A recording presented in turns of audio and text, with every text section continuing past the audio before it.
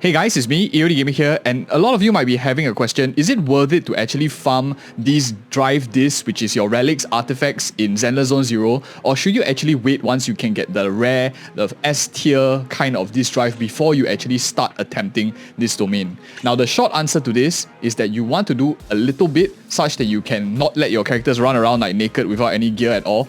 Having at least the 4-piece effect of the correct set is going to help you out a lot. But there is a more efficient way of doing things and there's a less efficient way. So in this video, I actually want to share with you some tips that I have. If you're interested, we can stick around and we'll cover it. So first things first, what is the level threshold, Interknot level thresholds that you want to take note of when you're farming these drive tuners?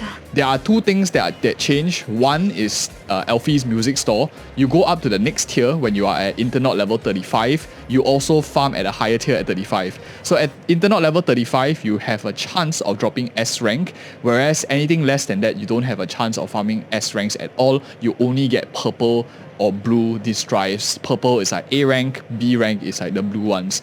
At level 40, on the other hand, you are guaranteed to get S rank. So 40 is when most people will start going ham and whacking everything on the disc drive. That's the most, theoretically most efficient. But that doesn't mean if you are 25 to 35, you should avoid it completely, because these stuff give you quite a lot of stats. And I'm going to explain what is the more efficient domains to farm first before I talk about what I look for when I'm gearing my characters. I don't want you to spend like 5 days and farming this. Just do a little bit. The ending point I'll talk about in a bit, but let me tell you which domain is actually worth it to farm. So the rule of thumb here is all of them are kind of shitty if you are looking for like a general set piece that can go across all characters. They all have one set that is more versatile, like swing jazz here is energy regen, and then they have a more specific elemental set just to balance out the domains in the game so that none is like overpowered. My advice to you is look for your elemental playstyle that you are playing. For example, if you are playing physical damage, go for the physical domain. If you are playing electric damage, go for the electric domain. And if you're going for where's the other one, like fire, go for fire.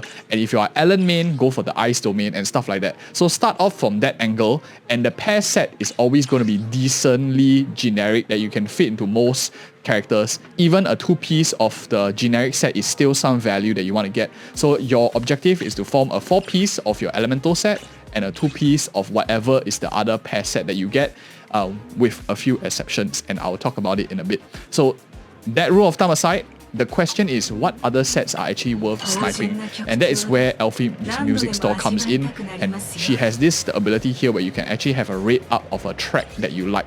Personally, I'm going with the crit rate set because the crit rate set is a little bit inefficient to farm. The pair set for the crit rate set is Soul Rock, which gives you defense. The only defense character, if off the top of my head remembering, is Ben, which is quite inefficient for most accounts. So I will go for whatever set that you're going for, like farm your pair domain of your elemental set and then farm a woodpecker electro if you're looking for. Notice that these woodpecker electros, when you are drive tuning them, they only take up these blue drives, and they have a chance of ranking up into purple, which means that you're kind of like converting your blue drives already over into like slightly high rarity with a chance. I think this is very, very worth it to do. At least do like a couple. So let me just do a 10 pull here real quick. You have a chance of getting some purple A rank ones. Some main stat is great, some main stat is not great. We'll talk about that in a bit, but basically you're looking for the 8% crit rate. Early on, 8% is quite a big deal. If you are not convinced, you don't really want crit because maybe some of your characters play anomaly or they are supports, you can consider going for the attack percentage one. This is Hormone Punk. This is also quite useful. Since this is going to be just in the early to mid game, crit rate is not super vital. Attack percentage is much better in the early game, especially if you're just looking for some side bonuses as well. But of course, the attack set is in a much better domain to pair farm, which is in this one here. Where is my attack set? It's with physical damage bonus, so it's not as bad compared to the crit rate set, which here you can see is together the defense set in tower and cannon, which is much more inefficient. So where is the stopping point? Now that we talked about what is good to farm, where you should be focusing your energy in just a little bit, my objective is to make sure that I have a 4-piece, 2-piece for all of my 3 characters that I'm playing. So you get some for free, like for example this impact set that you get. You can put it on your Anbi Demara or Colada or basically any character can use this 4Ps, and I will highly recommend you stick to this 4Ps as early as you can. Don't bother min-maxing and like sorting everything out. You will notice that I level different things accordingly as well. I'll share with you in a little bit what is the thought process of them. But we'll go for 4-piece, 2-piece combo. You can see my Grace is using a 4-piece and no 2-piece because I have a main set that I prefer much better than the 2-piece set bonus that I'll much rather. So what should you level up? Out of all of the 6 of them, my recommendation is to level up this one here, the one in position number 2, the Woodpecker Electro 2, or anything with the position of the disc drive in 2. This gives you flat attack, base attack, so level this up. This is definitely very good. Position 1 and position 3 is flat HP and flat defense. You don't really need the substats because it's all RNG. So as you can see here, I just look for the 2 lines that are the nicest out of all of them. So pen, crit damage, I'll take it. Here's a pen and crit rate, I'll take it as well for Alan. I'll just leave it at level 0. I don't want to waste too much of my EXP because all this EXP is much better if you channel it into later game gear. But if you find yourself dying very easily, they're too squishy, you're not that good at dodging yet because you are maybe very new to the game, you can level some of them up to get a bit more defensive stats as well. Other than that, the position 4, 5, and 6, if you can find the right main stat at purple rarity even, go ahead and take them up. I think it's very strong. When you are in position 4, you're looking for crit rate or attack percentage early on for a character like Alan.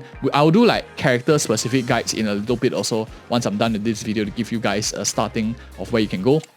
For Polar Metal 5, what I would actually recommend is to just go for attack percentage for your main DPS. You can go like triple attack percentage, is totally fine. Anything offensive, especially crit rate. Crit damage, I don't really like too much early on because we don't have too much crit rate coming from substats this early on. So crit rate, attack percentage, very, very good in the early game, especially since these aren't end game gear. You're gonna like switch it off very quickly as well. So for example, this one here, I don't have a better set. Even though it's like a B rank, I'll take it. I'll invest in it because it still gives me, like leveling this up gives me like 7.5% attack percentage more, which helps me clear a lot of the content faster, allowing me to save real life time. You can progress deeper, getting more in-game resources as well. So I think that is like really, really solid stuff that you can do. Do this for every single character that you are playing, which is your main tree. So as you can see here, I'm following the same line. I have my Lycan attack percentage. I have attack percentage here because I don't think I have an impact percentage. That's a correct main stat.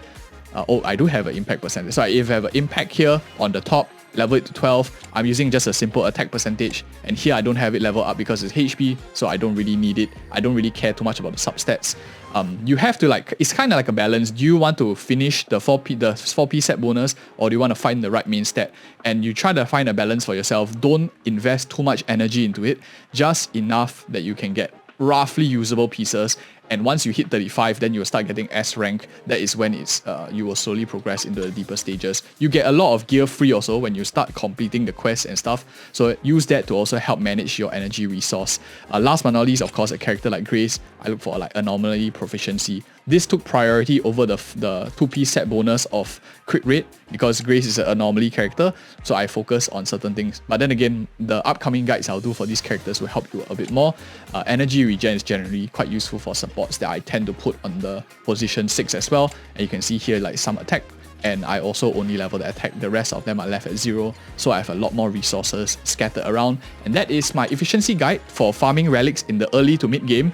If you found this video helpful, do like and subscribe for more of such future content. I'm going to be doing a quick guide for the early game for all of these characters, including how to play and at these characters at their best. I know some of you are finding it difficult maybe to play with Soldier 11, you can't get the timing right. Alan, you are wondering why you're only hitting physical damage. Is there a way to make it better? Other confusing characters I'll talk about as well. And guys, thank you so much for watching again. See you in the next video.